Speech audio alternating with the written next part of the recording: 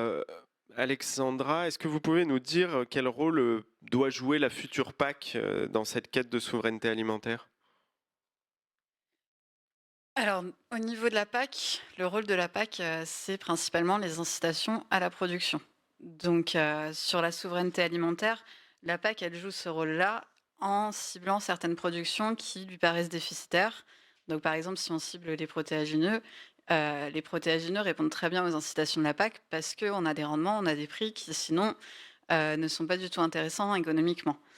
Mais du coup, la PAC, elle a tout un rôle à jouer aussi par rapport à ce qu'on a dit tout à l'heure, la protection du marché. On a parlé de la pandémie et cetera, mais aujourd'hui, on parle toujours pas de refaire des stocks.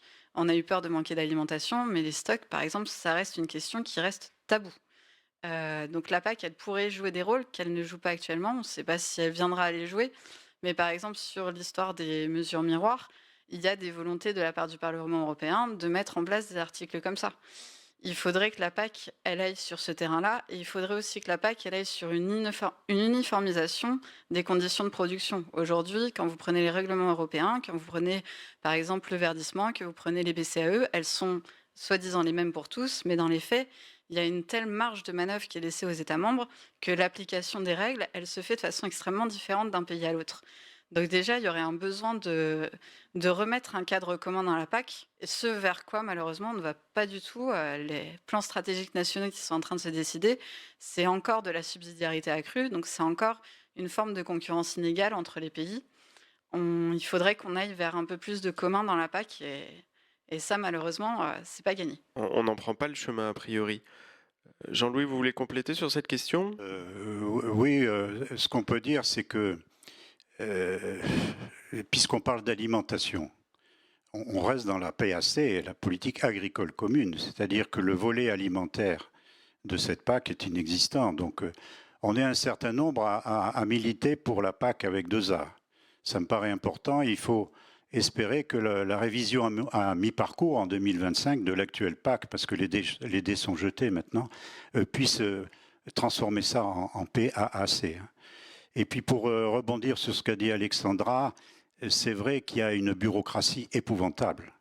C'est-à-dire que le temps passé par les agriculteurs pour remplir les formulaires, c'est quelque chose de dément. Donc il faut vraiment simplifier beaucoup l'aspect administratif de la PAC.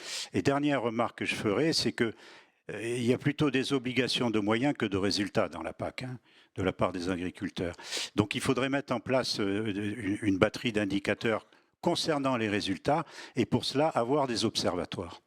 Les données sur l'impact des mesures agri-environnementales notamment sont tout à fait insuffisantes. Et là, le numérique peut beaucoup nous aider.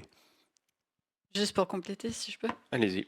Sur les indicateurs de résultats, c'est toujours beaucoup plus compliqué que des indicateurs de moyens parce que, par exemple, si on prend des indicateurs de résultats sur des masses d'eau, c'est tellement plurifactoriel et ça met tellement longtemps à réagir. Aujourd'hui, on retrouve encore de l'atrazine. L'atrazine, c'est une molécule qui a été interdite il y a plusieurs dizaines d'années, si je ne me dis pas de bêtises. On en retrouve encore dans les masses d'eau. Donc c'est ça qui est extrêmement difficile sur les indicateurs de résultats, c'est d'arriver à voir à quel point l'agriculteur a fait des efforts et qu'est-ce qui a payé ou non. C'est pour ça qu'on mobilise beaucoup des indicateurs de moyens et il faut aussi rappeler que plus c'est précis, plus c'est complexe. Les indicateurs de résultats à évaluer, vous parliez de simplification administrative, c'est l'opposé de la simplification administrative. Donc du coup, il faut arriver à ménager la chèvre et le chou. Et un dernier point, la simplification. Pour avoir une simplification, il faut avoir déjà des règles qui soient très communes. Et comme on l'a dit, on est 28. C'est beaucoup plus compliqué de se mettre d'accord à 28 qu'à 15. Enfin, 27 maintenant, c'est vrai, pardon.